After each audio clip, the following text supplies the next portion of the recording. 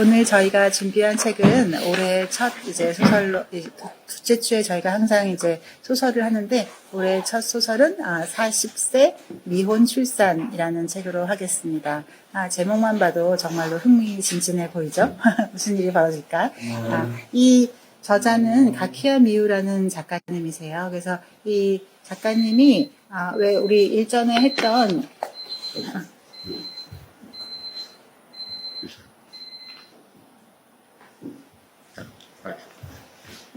우리 얼마 전에 했던 그 초고령 사회의 일본 그 책을 할 때 그 저자가 특별히 현장에서 일본을 잘 알 수 있는 작가로 이 인터뷰했던 그 작가기도 합니다.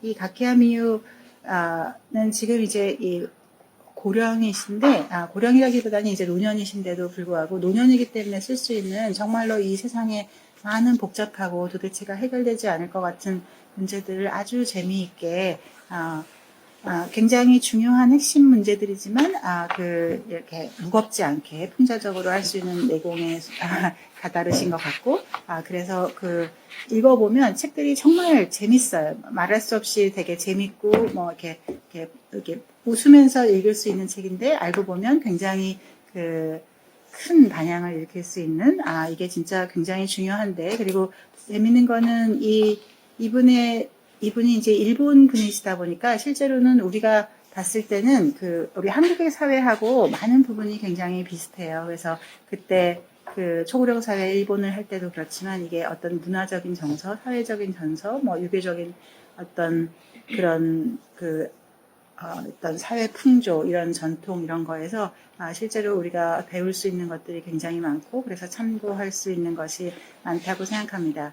이분 책을 한번 보시면 한번 읽기 시작하면 아마 이분 책을 다 읽게 되는 그런 거가 아주 쉽게 발생하는데, 지난번에 했던 나의 눈부신 친구를 하면서 1, 2, 3, 4부를 다 읽는 그런 도전 많은 분들이 해주셨고, 또 그 전에 박완서님의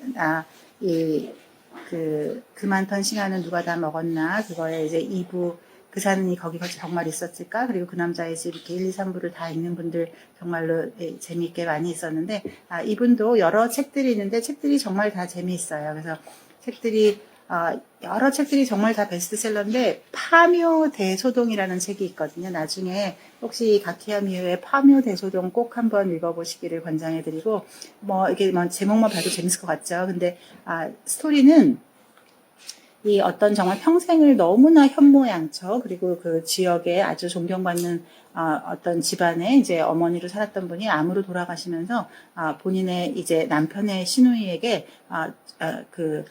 간곡히 부탁을 하고 간 거예요. 나는 절대로 그 가족묘에 들어가지 않는다. 근데 정말 충격이죠. 이렇게 현모양처이고 모든 사람들의 그걸 다 했던 사람이 갑자기 그걸 못한다고 하니까 정말 모두가 깜짝 놀라서 그렇게 하는데, 아무튼 그렇게 되면서 그 집에 어떤 시누이, 아버지, 일가 친척, 그 친구의 친구까지 해서 아주 이 가계도가 아주 벌어지면서 30대인 사람, 40대인 사람, 60대인 사람, 그 사람들이 한 명 한 명들이 각각 어떤 생각을 하고 있고, 그게 또 어떤 문제가 있고, 그걸 어떻게 해결하는지를 정말 정말 재밌게 보여주고 있어요. 그래서 이분 책이 정말 재미없는 책이 하나도 없지만, 이 파묘 대소동은 꼭 한번 읽어보시기를 권장해드리고, 이분에서 제일 많이 팔렸던 책은 아마도 이제 이혼합니다라는 책인데요. 이 이제 이혼합니다라는 책도 이제 정말 이렇게 일본의 전형적인 중년 부인으로 이제 애기 대학교 보내고 이렇게 하면서 다 키워놓고, 그리고 정말 내가 왜 이혼을 해야 하는가, 그리고 이혼을 정말 과연 할 수가 있을까, 이혼은 하고 싶은데 돈이 없어서요 라고 하는 어떤 절대절명의 그런 거를 아주 흥미롭게 그리고 잘 이렇게 하고 있습니다. 그리고 어떤 책들도 어떤 하나의 문제만이 아니고 이 안에 일본 사회의 많은 문제들을, 이게 사회적 문제들을 하고 있는데, 그걸 절대 어떤 부정적이거나 피해자적이거나 이런 식으로 쓴다기보다는 굉장히 유머러스하게 하고 있어서 오히려 훨씬 더 큰 공감을 불러일으키고 아주 재미있게 읽을 수 있습니다. 그리고 또 우리 애가 결혼을 안 해서요 라는 책도 있는데 정말 재미있어요. 그래서 이제 20대 후반, 30대 초반 이제 그 딸을 가진 엄마가 도대체가 이 애들이 결혼할 생각이 아예 없으니까 왜 결혼을 해야 하는지, 또 결혼을 하는 거와 안 하는 거에도 어떤 문제점이 있는지, 앞으로 살아갈 삶이 어떤 것인지, 이런 것들을 아주 잘 얘기하고 있습니다. 그래서 그 외에도 이분 책이 정말로 많아요. 그래서 이렇게 시어머니 유품 정리 이런 것들, 그리고 지난번 우리 초고령 사회에서 했던 거는 이제 70세 사망 선고라고 해서 이제 70세가 되면 우리 그냥 다 같이 죽는 걸로 이렇게 사회에서 정해주면 얼마나 좋을까. 그냥 내가 항상 사람들이 오래 사는 게 꼭 부럽다기보다, 또 빨리 죽는 게 막 그렇게 공포스럽다기보다, 내가 도대체 언제까지 살지를 모르겠고, 또 죽기 전에 어떤 상황에 놓일지를 모르기 때문에 내가 치매가 걸릴지, 어떻게 다쳐서 아예 병상에 누워서 몇 년을 지내게 될지, 또 그때 그 금액이 도대체 얼마나 들지, 간병비가, 이제 그런 것들이 불안하다 보니까 사람들이 이제 60세가 넘어서 나는 아직은 건강하다고 생각하지만, 그리고 내가 아주 돈이 없는 것도 아니지만, 먹고 살 돈은 아직은 있지만, 도대체 내가 앞으로 정말 앞으로도 40년, 50년을 더 살게 된다 그럴 때 그게 축복인지 공포인지, 이제 그런 거에 대한 것들을 아주 재미있게 너무나 잘 말씀해주고 있으세요. 그래서 아마 오늘 이 책을 한번 읽게 되시면 나머지 책들도 아주 쉽게 재미있게 꼭 읽어보고 싶은 마음이 드실 거라 믿습니다. 그래서 이분 책이 엄청 많은데 책들 자체 제목만 봐도 정말 재밌어요. 그래서 거기에 나에게 해당될 것 같은 책을 읽으시면 아주 좋을 것 같습니다. 그래서 오늘 이 40세 미혼 출산은 저희가 이제 했던 이유가, 사실 저출산이라고 하는 거는 우리가 막 이제 벌써 한 5, 6년, 10년 전서부터 나오기 시작하다가 이제 5, 6년 전서부터 막 이렇게 할 때, 마치 우리나라만 어떻게 된 것처럼, 우리나라만 뭐가 어떻게 정말 큰일이 난 것처럼 되지만, 사실 이거는 거의 전 세계에 거의 공통적인 문제고, 또 우리보다 조금 더 그거를 알고, 지금 좀 우리보다 나아 보이는 나라들도, 서유럽의 나라들도 우리보다 똑같은 시기를 한번 다 거쳤었고, 그렇게 해서 어떻게 해서 다시 반등됐었는지, 그리고 우리만 0점대가 아니라 지금 이미 0점대에 돌입한 나라들이 굉장히 많거든요. 그래서 누구나 우리 옛날에 텅 빈 지구 했던 거 기억나시나요? 그래서 저출산이 결코 우리나라만의 문제가 아니라 인류의 그 자체의 특성이다. 사람은 누구나 이제 막 배고파고 생존 자체가 이제 먹고 사는 게 해결이 안 되는 상황에서는 그냥 모든 게 통제도 안 되고 어떤 사회적인 낙도 없고 자기 개발도 안 되니까 오히려 통제할 수 없이 이제 인구가 불다가 실제로는 이제 먹고 살게 되는 순간 어느 나라, 어느 민족이고 할 거 없이 다 자녀를 교육하게 되고, 그렇게 하게 되면 자녀를 교육하고 특히나 여성들이 교육을 받게 되면 여성 교육 기간이 늘어나면서 당연히 첫 출산이 늦어지게 되고, 그러면 어느 나라는 할 거 없다. 그래서 사람들이 보통 동남아는 어때, 아프리카는 어때, 남미는 어때, 아니면 무슨 어떤 인종적인 걸로 해서 어떤 족은 어때, 아니면 어떤 종교적인 걸로 해서 어떤 종교인들은 어때라고 이렇게 우리가 생각하는데, 그런 텅 빈 지구나 최근에 나온 많은 책들을 보면 인간이 본래 그런 거다. 이게 우리가 우리나라만 유난해서 우리나라의 어떤 정책만 실패해서 꼭 그런 게 아니라, 인간은 누구나 먹고 살게 되면 당연히 자식을 교육시키고 싶어하고, 그 자식을 교육시킬 때 특히나 여성이 교육되게 되기 시작하면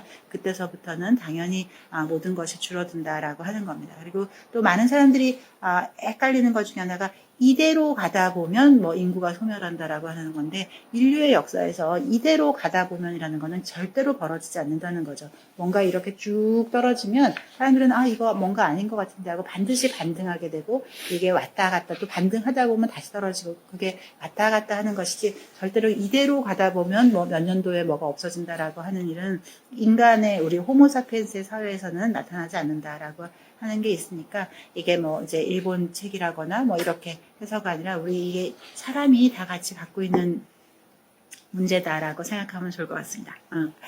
네, 그래서 이 책은 맨 처음에 굉장히 재미있게 시작해요. 첫 마디가 딱 시작하는 게, 내가 임신이라니, 겨울이 오면 마흔이다. 딱 이 문장으로 시작합니다. 그래서 하는데, 이제 열심히 이제 일본의 전형적인 이제 일본 여성, 그래서 대학 나오고 열심히 회사 생활, 이제 10년도 훨씬 더 넘게 이제 회사 생활 열심히 하고, 그러다 보니 이제 혼기는 놓치고 뭐 이렇게 했는데 우연히 이제 그 주인공 여자분이 이제 그 여행사에 근무를 하기 때문에 여행 그 프로그램 개발을 위해서 그 캄보디아에 가게 됩니다. 그래서 캄보디아는 아무튼 모든 게 파괴된, 사실 캄보디아가 옛날에 이 아시아의 파리라고 했었거든요. 그 정도로 화려하고 부유하고 그랬던 화려한 나라가 1970년대에 이제 공산화되면서 정말 지금의 세계 최빈국으로 이제 떨어지게 되고 모든 것들이 정말 처참할 만큼 이제 가난하게 됐는데, 그래서 이제 정말 너무 가난하다 보니 뭐 자연밖에 남아있는 게 없는, 그래서 이제 자연에 충실하고 그 무더위와 뭐 이런 거에 하다 보니까 여기 그 같은 회사의 동료인 28살인 너무나 사랑스럽고 잘 자라서 뭐 이렇게 구김살도 없고 뭐 얼굴도 잘생기고 모든 사람한테 인기가 있는 그런 28살 이제 후배 동료하고 같이 이렇게 했었는데, 그날 정말 너무 더워서 그랬던 건지, 우리가 너무 피곤해서 맛이 갔던 건지, 아니면 뭐 비가 와서 그랬던 건지, 뭐 그래서 그 와인과 과일에 취해서 이제 하루를 이제 지내고 나는데, 그 다음에는 뭐 무슨 일이 있었나요? 이렇게 하고 이제 냉랭하게 다시 돌아와서 이렇게 했었는데, 그 다음에 정말 이제 임신이 됐다는 거를 이제 집에서 테스트를 해보고 안 거죠. 그래서 이걸 어떻게 해야 되나. 옛날로 치면 당연히 지워야겠다. 이렇게 생각을 하고, 그리고 또 옛날식으로 하면 또, 뭐 그 사람한테 가서, 이거를, 그럼 뭐, 내 인생 책임져, 이 아이를 책임져라 해서 이거를 정말 해야 되나. 근데 이제 일본의 이 세대도 우리 세대랑 비슷해서, 이거를 정말 뭐 내가 그 아빠가 되고 싶어 하지 않는 사람한테 그걸 아빠를 강요하는 것이 정말 맞는 일인가? 그리고 그렇게 말해서 정말 둘 다 행복할 수 있을까? 뭐, 그런 거를 이제 고민하면서 어떻게 해야 될까 하면서 누구랑 이거를 의논해야 되지 하는 과정에서도 인간의 심리가 다 보여요. 그래서 이 회사에서 제일 친한 동료가 있지만 보통 때는 너무나 친하고 항상 너무 존중하고 너무 훌륭한 동료지만 그 동료는 정말 한 10년 가까운 세월을 불임치료를 받은 거예요. 너무나 돈도 많이 쓰고 그 정신과 건강이 다 피폐해 있는데, 이런 친구한테 만약 결혼을 이제 임신을 했다라고 하면 그 친구 입장에서는 정말 인생이 무너지는 거죠. 자기는 정말 그렇게 10년 가까운 세월을 어마어마한 돈을 들이고 몸이 엄청나게 건강을 해쳐가면서 그렇게 불임을 했으나 애가 되지 않았는데, 아니 그렇게 하룻밤 만에 그냥 된다고? 그럼 인생이 너무 불공평한 거 아니야? 너 그렇게 임신을 위한 어떤 노력도 하지 않고 어떻게 임신을 할 수 있다는. 그러니 그 친구랑 상의하는 것도 쉽지 않고, 또 언니랑 상의를 해봐야 언니한테는 또 그나마나 그럴 거고, 뭐 여러 가지 있다가 이제 언니랑 이제 상의를 해서 하다 보니 역시 이 언니도 명문대학을 나오고 좋은데, 남들이 보기에는 좋은 곳에 갔지만 거기서 어떤 시댁과의 갈등 그렇게 하고, 언니의 본래 빛나던 재능은 다 어디 가고 거기에 며느리로서의 이제 거기에 시들해져 가는 그런 언니의 모습. 그리고 언니가 이 주인공이 시골 출신이거든요. 그래서 이제 시골이다 보니까 장점도 너무너무 많은데 이 시골 사람들은 모든 걸 다 공유하는 거예요. 그리고 딱 어떤 그들만의 어떤 선과 악, 좋은 거, 도덕이 이렇게 딱 서 있어서 거기서 벗어나는 거는 다 이상한 사람이고 다 나쁜 사람이고 막 이제 망신스럽고 그런 거거든요. 사실 저도 최근에 이렇게 우연히 생각하는 거는 우리 인간에게 가장 고통스러운 게 뭘까라고 하는 거에서 이렇게 해보면 쭉 보면 그게 막 가난해서 먹을 게 없다던가, 정말 몸이 막 다치고 고문을 당하고 해서 막 끔찍하게 이 정말 통증을 느껴야 된다던가, 그런 거보다 사실 인간의 역사에서 인간이 제일 끔찍해하고 제일 절대로 죽음으로서밖에 다시 할 수 없는 거는 이 수치심인 것 같아요. 내가 어쨌든 간에 내가 속한 사회에서 그게 가족이 되었던 그 동네가 되었던 그 커뮤니티가 되었던 거기서 내가 수치심을 일으킬 수 있는 상황이 되는 거. 그리고 사람들이 나에게 수치심을 강요하게 하거나 이랬을 때 사람들은 기꺼이 정말 목숨을 끊거나 자기가 가진 모든 거를 다 잃어버리는 것 같아요. 근데 이 친구가 이제 이 주인공 여자가 사는 곳이 시골이다 보니 너무나 따뜻하고, 이 시골 엄마도 너무 좋아서 맨날 이 엄마가 따뜻하게 막 이 음식 같은 거를 딸들한테 보내는데, 정말 이 딸들 입장에서는 막 미치겠는 거죠. 막 제발 그런 음식 같은 거 좀 보내지 말라고. 근데 엄마 입장에서는 그걸 너무너무 보내고 싶은데 왜 얘네들은 그걸 싫어할까 이해 못하는 그런 것들도 있으면서 이 세대 그 전후 세대와 이제 처음부터 그래도 이제 먹고 살게 된 세대 간의 어떤 생각의 차이도 이제 보는 것도 정말 남의 일 같지 않게 잘 되어 있습니다. 그래서 그렇게 해서 이제 언니한테 얘기를 했더니 이제 언니는 뭐 당장 뭐 아빠가 누구야 뭐 너 불륜이지 모든 사람들 다 똑같이 생각하는 그런 거에서 그래도 다행히 뭐 불륜은 아니고 독신이긴 한데 결혼은 할 수 없어 뭐 이렇게 하니까 그럼 독신이면 잘 됐네 거기다가 어리면 더 잘 됐네 막 이렇게 했으나 결국은 이제 그거는 안 하기로 하고 그리고 이제 이 친구가 맨 처음에 이 아빠 7주기에 이제 그 시골에 가서 이제 고등학교 동창들을 만나는 이 장면도 굉장히 인상 깊은데 이제 39살이 된 고등학교 동창들 우연히 여자 셋 남자 셋 독신인 친구들만 다 나온 거죠. 왜냐하면 결혼한 친구들은 아기 때문에 못 나오니까. 그래서 이제 이렇게 하다 보니 반가운 것도 있고 하면서도 여전히 이 친구들이 어떤 옛날 사고방식에서 벗어나지 못했고 거기다가 하물며 이제 나이가 들면서 그야말로 어쩔 수 없이 일본 남자의 변태지수라고 해서 이 일본 남자이면서 또 뭐 이렇게 중년까지 되다 보면 어떤 고정관념에서 못 벗어나나 보다. 그리고 오히려 젊었을 때는 그렇게 파릇파릇하고 신선했던 친구들이 중년이 되면서 더 어떤 기성관념에 되는구나 하는 그런 절망감. 그래서 거기서 이제 여기 주인공들도 나타나게 되는데 그래서 이 주인공과 관계없이 이제 사방에서 일들이 벌어집니다.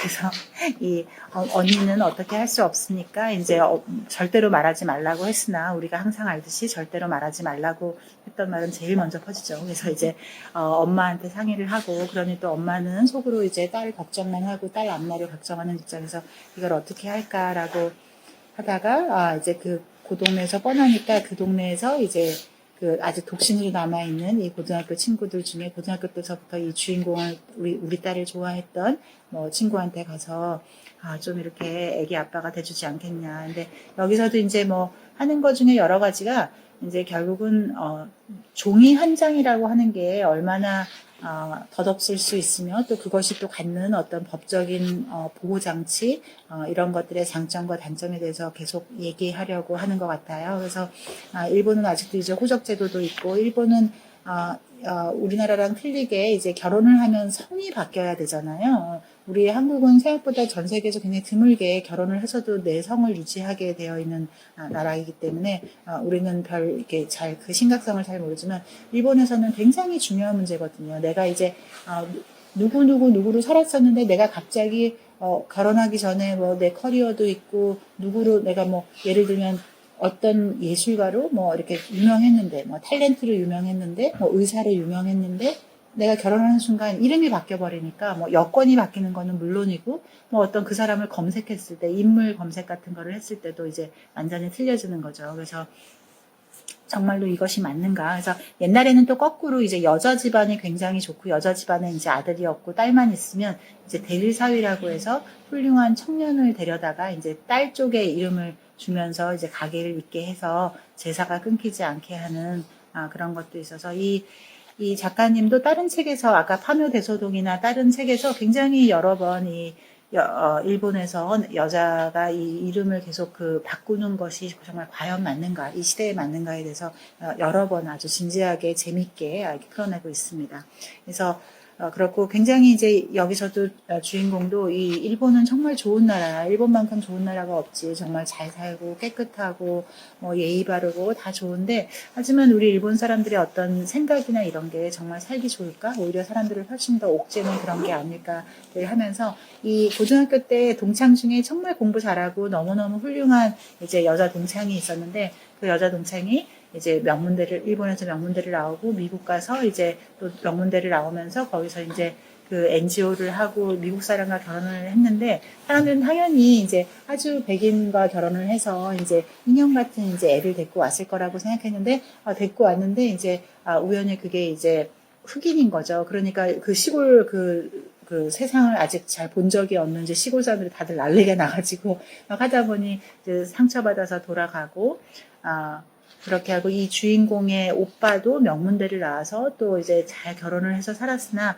그때만 해도 이제 어려서 이제 일만 열심히 했지 가족이라는 것이 어떤 거고 가족과 어떻게 소통해야 되는지 이제 그런 거를 잘 못하는 바람에 이 오빠의 부인도 나쁜 사람은 정말 아니었지만 결국은 이렇게 헤어지게 되고 그래서 아이는 결국 엄마 손에서 자라게 되고 아이는 보고 싶기는 하지만 아이는 아빠랑 보낸 시간이 없으니까 아빠 싫어 막 이렇게 해버리게 되고 이렇게 해서 이제 오빠의 삶도 붕 뜨고 엄마의 입장에서는 새 아들 1명, 딸 2이 뭐 누가 봐도 남부럽지 않게 다 키웠고 너무 좋지만 그렇게 명문대를 나온 큰딸은 남들 보기에 좋은 집에 시집 갔다고 다들 부러워하지만 알고 보면 자기의 정체성은 다 없어지고 그냥 이제 아기 하나 키우는 그것도 아기도 잘 키우지 못한다는 아기가 그 아들이 공부를 못하는 게 마치 그 며느리의 어떤 무능인 것처럼 완전히 그런 정체성을 가지고 이제 살아가고 있고 아들은 그렇게 자랑스러운 명문대를 나왔으나 이제 그렇게 이혼해서 혼자서 저렇게 호라비로 살고 있고 또 이제 딸은 이제 그나마 자기 일 열심히 하면서 이제 바른 생활을 하고 있다고 생각했는데 이제 미혼모가 된 거를 이제 알게 되고 이렇게 해서 이제 엄마는 굉장히 또 슬프긴 하나 또 굉장히 본래 이제 생명에 대해서 이제 명랑하고 이런 분들의 인 거라서 이제 그 상황에서 또 어떻게든지 이 해결책을 찾아내려고 이제 이 주인공의 남자 고등학교 동창들을 이렇게 다니면서 이거 어떻게 좀 호적을 빌려줄 수 없나 라는 이제 초유의 사태가 벌어지게 됩니다. 그래서 하는데 이분 책의 정말 좋은 책은 이분 책은 대부분 다 해피엔딩이에요. 어떤 책도 정말 이게 막 얽히고 설키고 할 때는 이게 되겠나 싶고 막 그런데 정말 어떤 책도 굉장히 사회적인 문제를 다루고 있지만 대부분 다 해피엔딩으로 돼서 믿고 보셔도 됩니다. 나 너무 골치 아픈 거 싫어, 나 가슴 아프기 싫어 이럴 때 이분 책을 읽으시면 어떤 책을 봐도 이렇게 명쾌하고 재밌게 하는 거를 볼 수가 있으실 거예요. 그래서 어떤 시골이 또 어떻게 변했나 말이 시골이지 이제는 거기에 뭐 스타야 서점, 뭐 도토루 커피숍 이게 다 똑같아서 서울하고 이게 어떤 도쿄하고 다르지 않은 그런 아이러니도 있고 하지만 반면에는 도쿄에서는 내가 뭐 애를 낳든 뭐하든 이제 직장 바꾸고 사는 위치 바꾸고 그러면 얼마나 또 익명적으로 살 수 있으니까 하지만 이 시골에서의 삶이라고 하는 거는 영원히 나의 어떤 내가 미혼모라고 하는 게 내 자손 때까지 이어질 거라고 하는 그 징벌을 내 아이에게 정말 남겨줘서 옳은 일인가 하는 그런 거. 그래서 시골로 가고 싶고 시골이 그립고 엄마도 보고 싶지만 절대로 시골에 가서는 안 된다는 그런 어떤 절박함 이런 것도 있는 것 같아요. 그래서 일본 땅에서 태어나서 일본인에게 둘러싸여서 일생을 보낸다는 것이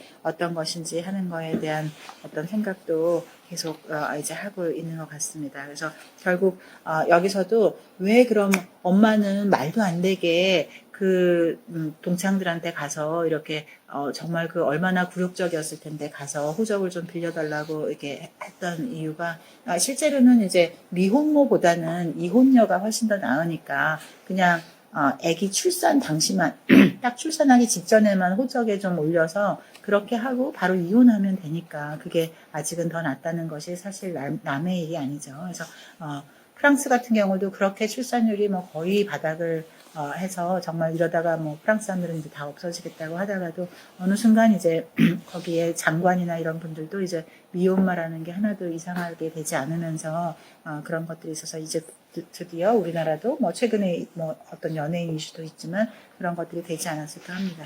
제가 한 20년 전에 벨기에에 갔을 때 거기서 진짜 너무너무 선남선녀 정말 영화배우 못지않게 잘생긴 두 젊은 사람을 봤었는데 둘 다 이제 대학병원의 레지던트였었는데 이제 둘 다 이렇게 얘기를 하다 보니까 역시 그 나라에서 국가고시 수석했었대요, 둘 다.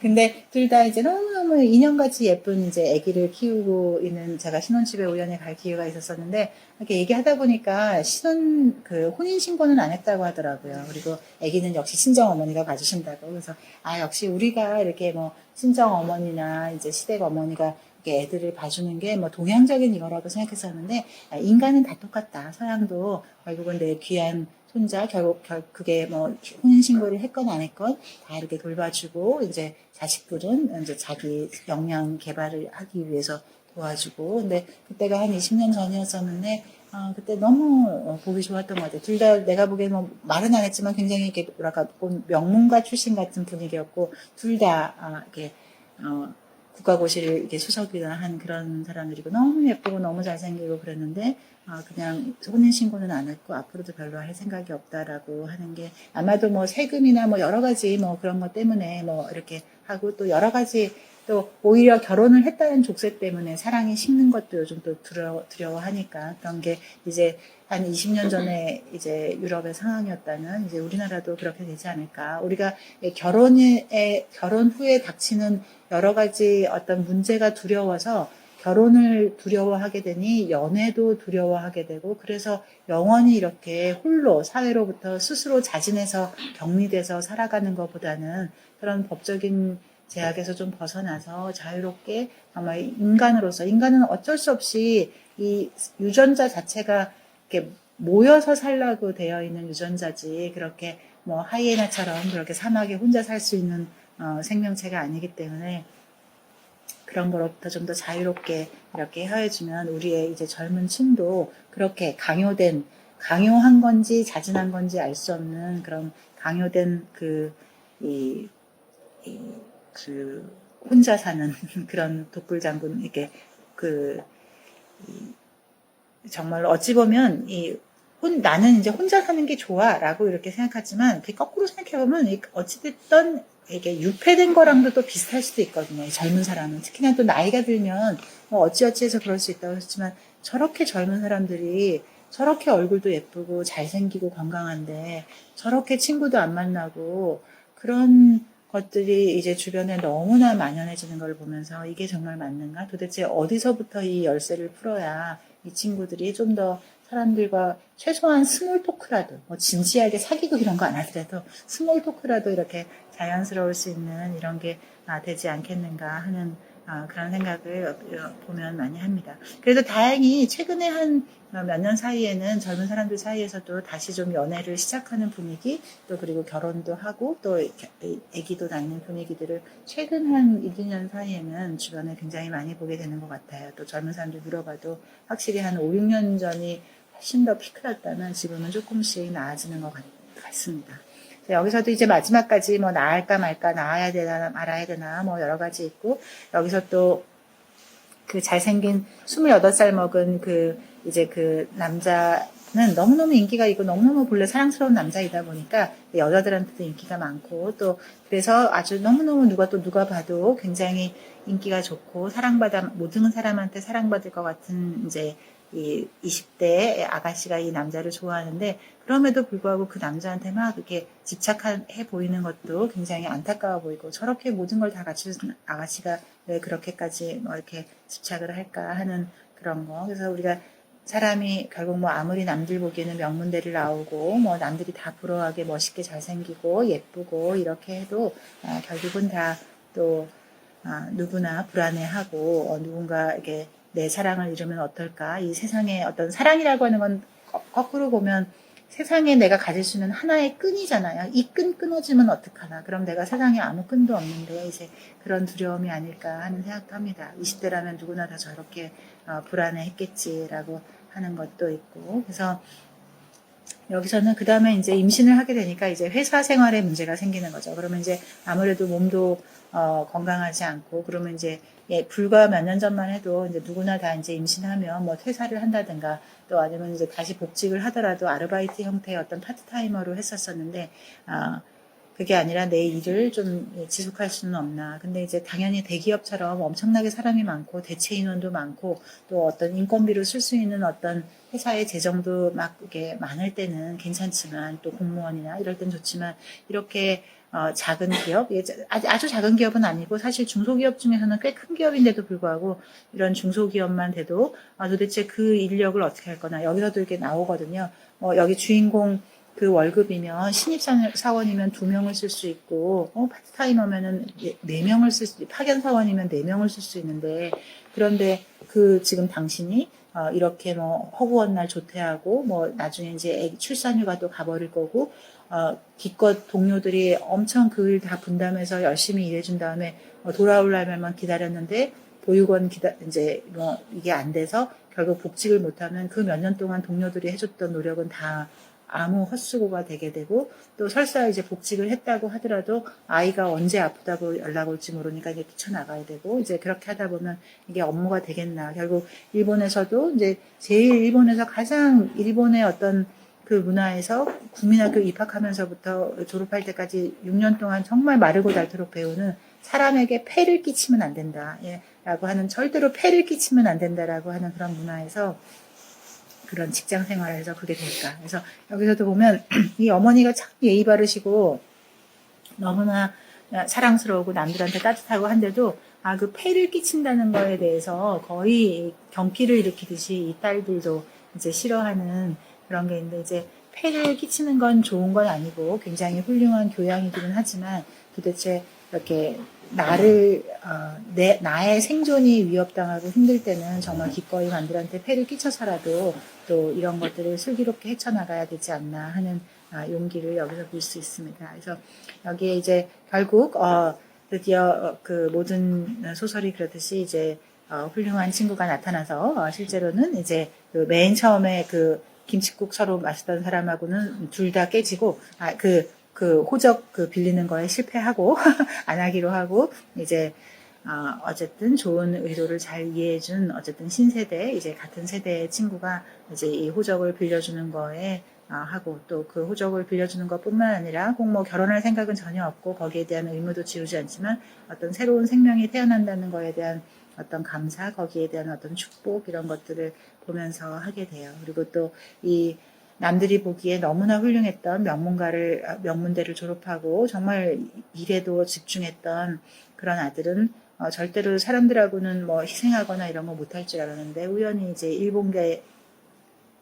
브라질인 이 사회 문제가 일본에서는 꽤 있는 것 같아요. 그래서 이제 일본계 브라질이지만 이 인종이 틀리잖아요. 우리가 이제 우리 한국 사람들도 이제 베트남 전쟁이나 이제 필리핀 쪽에 이제 문제가 되듯이 여기 일본에서는 이제 브라질계 이제 그걸 할 때 하지만 이제 인종이 틀리니까 꼭 시골 사람들은 나쁜 뜻이 아니라 너무 낯서니까 이거 어떡하지 이걸 같이 받아들여야 되나 가족으로 받아들여야 되나 하는 거에서 이제 오빠는 드디어 이제 마흔이 다 되면서 정말 이제 사람이 같이 살아가는 거 그리고 사람과 소통하는 것이 얼마나 중요한가 이런 거를 이제 알게 돼서 그 오빠가 아무도 생각지도 못했던 거기다 애까지 딸린 일본계 브라질 이 여성과 이제 정말 진심으로 사랑하고 돌보고 또 그 아이가 이제 이 교육제도 한해서 이제 일본계 브라질이지만 포르투갈어도 못하고 일본어도 못하는 얘는 정말 이게 정말로 무슨 세균 취급받으면서 이렇게 그 사회에 어디서도 이제 못하게 되는데 그거를 정착시켜 주려고 하는 그런 어떤 교육계 고등학교에서 우리나라로 치면 이제 다문화 교육 같은 그런 개념이 어떻게 이제 정착하고 있고 거기에 진심을 쏟는 사람들이 어떻게 있는지도 본래 이 사람들의 이제 어떤 인적 관계, 전 와이프, 본래 이 아이, 여러 가지들이 이렇게 다 돼서 이제 뜻밖의 상황으로 이제 잘 해결되게 됩니다. 그래서, 거듭 얘기했듯이, 이 작가분의 책은 믿고 보셔도 되세요. 왜냐면 다 해피엔딩이거든요. 하지만 해피엔딩이 되는 과정은 결코 그렇게 동화처럼 그렇게 스무스하지 않습니다. 중간에는 많은 일들이 있지만, 그 어떤 과정도 다 이렇게 재미있고, 하지만 웃을 수만은 없는, 진짜 이건 심각한데, 라고 하는 것. 그래서 이 혼인신고를 하는 그런 어떤 호적의 제도, 그리고 그 종이 쪼가리 한 장이 이 세상에 대한 체면, 그리고 세상에 대한 어떤 수치심 이런 것들을 어떻게 해결을 해줄 수 있을 것인가 그리고 또 거기서 어떻게 우리가 용기를 내서 이제 아이의 생명을 지키고 그리고 내 삶을 더 완성시킬 것인가 그래서 보면 이제 여기 동창 갔을 때도 이제 우연히 이제 결혼을 했던 친구가 여기 이렇게 우연히 보다가 세상을 반쪽밖에 모르는 주제에 이렇게 하니까 이 사람들은 열받는 거죠. 나 나름대로 명문대 나왔고 그랬는데 제 학교 때 별로 그렇게 우수하지도 않았는데 단지 결혼하고 애를 낳고 한 친구가 나를 반쪽 인간 취급하는 거에 친구들이 열받았으나 사실은 알고 보면 또 비슷하다. 뭐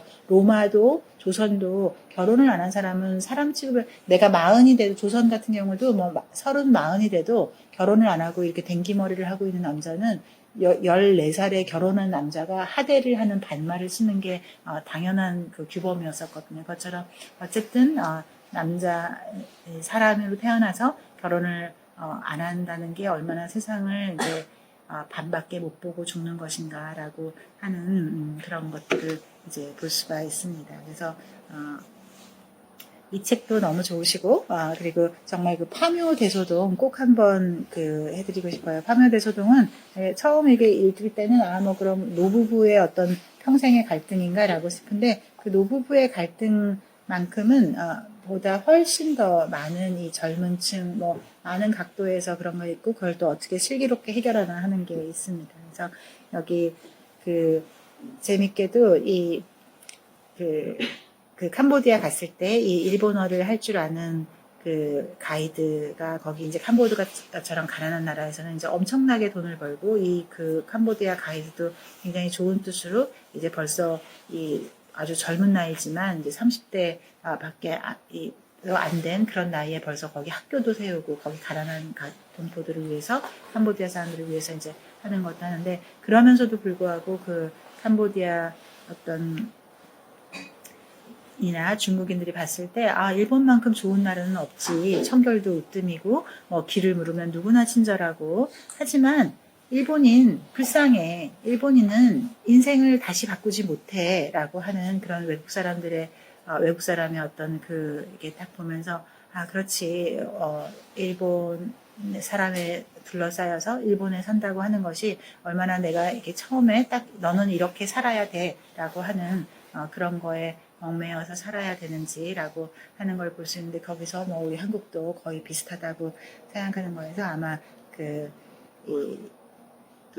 공감할 수 있는 게 굉장히 많을 거라고 봅니다. 그래서 정말 이 책 재미있게 꼭 한번 새로운 어떤 가치관과 만날 수 있게 되시기를 바라고요.